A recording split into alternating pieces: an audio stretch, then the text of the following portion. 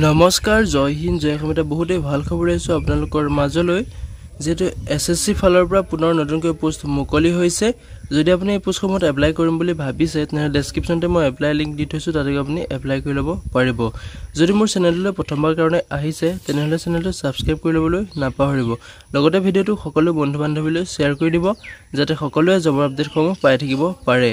লগতে মই ডেসক্ৰিপচনত WhatsApp চেনেলৰ লিংক দিম তাতো গৈ আপোনালোকে WhatsApp চেনেলটো ফলো কৰি ল'ব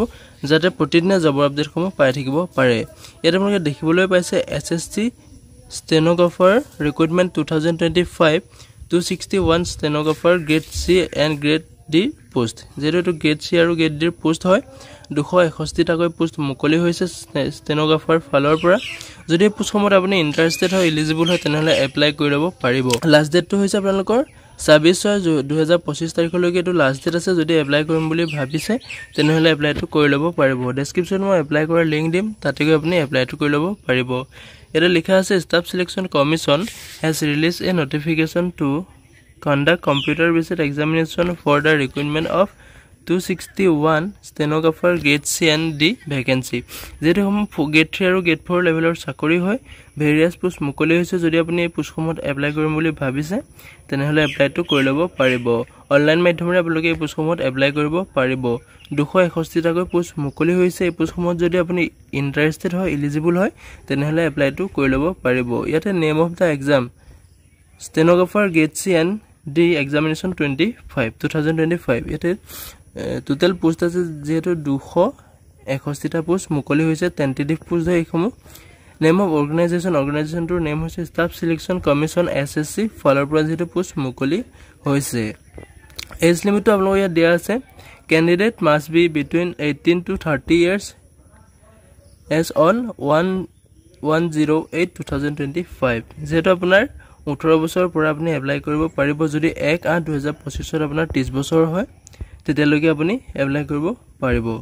যদি আপোনাৰ 1/8/2025 ত আপোনাৰ 18 বছৰ স্টাৰ্ট হ'ব তেতিয়া আপুনি পোষ্টসমূহত এপ্লাই কৰিব পাৰিব stenographer grade D বয়সৰ সময়সীমাটো দিয়া আছে আপোনাৰ 18 বছৰৰ পৰা 27 বছৰলৈকে যেটো grade D হয় সেই grade D টোত আপোনাৰ বয়সৰ সময়সীমা 27 বছৰলৈকে দিয়া আছে আৰু grade C টো আপোনাৰ 30 বছৰলৈকে দিয়া আছে যদি আপোনাৰ এলিজিবল হয় ইন্টাৰেষ্টেড হয় এপ্লাই কৰিব পাৰিব লগতে আপোনাৰ কেটেগৰি ওয়াইজ এজ সিলেকশনটো দিয়া আছে SC আৰু ST হলে আপোনাক 5 বছৰকৈ এজ সিলেকশনটো দিব আৰু OBC হলে আপোনাৰ 3 বছৰকৈ দিব লগতে আপোনাৰ PWBD হলে আনৰিজাৰ্ভড হলে আপোনাৰ 10 বছৰলৈ এজ সিলেকশনটো দিব ইয়াতে যেটো PWB OBC ৰ যিসকল আছে তেওঁলোকক 13 বছৰকৈ দিব আৰু PWBD ৰ যিসকল SC আৰু ST আছে তেওঁলোকক 15 বছৰকৈ এজ সিলেকশন দিব লগতে এডুকেশন কোৱালিফিকেশনটো আপোনাৰ 12 পাস কৰিলে মিনিমাম 12 পাস কৰিলে এই পোষ্টসমূহত এপ্লাই কৰিব পাৰিব এটা এপ্লিকেশন ফিস ইয়াত ইউআৰ আৰু OBC 100 টকাকৈ এপ্লিকেশন ফিস কাটিব লাগিব আৰু যিসকল SC ST PWD আছে ওমেন ক্যান্ডিডেট হয় তেওঁলোকে ইয়াত কোনো ধৰণৰ ফিস কাটিব নালাগে ইয়াতে আপোনালোকে কেনেকৈ এপ্লাই কৰিব ডেসক্ৰিপচনতে মই এপ্লাই লিংক দি দিম তাতে গৈ আপুনি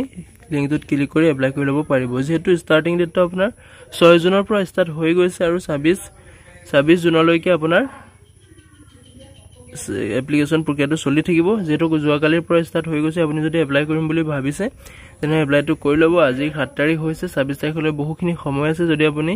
ইন্টাৰেষ্টেড হৈ এই পোষ্টত এলিজিবল হয় তেনে এপ্লাই কৰি ল'ব অকল 12 পাস কৰিলে এই পোষ্টত এপ্লাই কৰিব পাৰিব ইয়াত কোনো ধৰণৰ সাৰ্টিফিকেট নালাগে ডিপ্লোমা নালাগে আপোনাৰ অনলি 12 পাস কৰিলে আপুনি এই পোষ্টসমূহত এপ্লাই কৰিব পাৰিব যদি এপ্লাই কৰিম বুলি ভাবিছে ডেসক্ৰিপচনতে মই লিংক দিছো তাতে গৈ আপুনি এপ্লাই কৰি ল'ব পাৰিব আজিলৈ ভিডিওটো ইমানেই আছিল যদি ভিডিওটো চাই ভাল পালে তেনেহলে এটা লাইক কৰিব আৰু মোৰ চেনেললৈ যদি প্ৰথমবাৰৰ কাৰণে আহিছে তেনেহলে চেনেলটো সাবস্ক্ৰাইব কৰি ল'বলৈ নাপাহৰিব জয় হিন্দ জয় অসম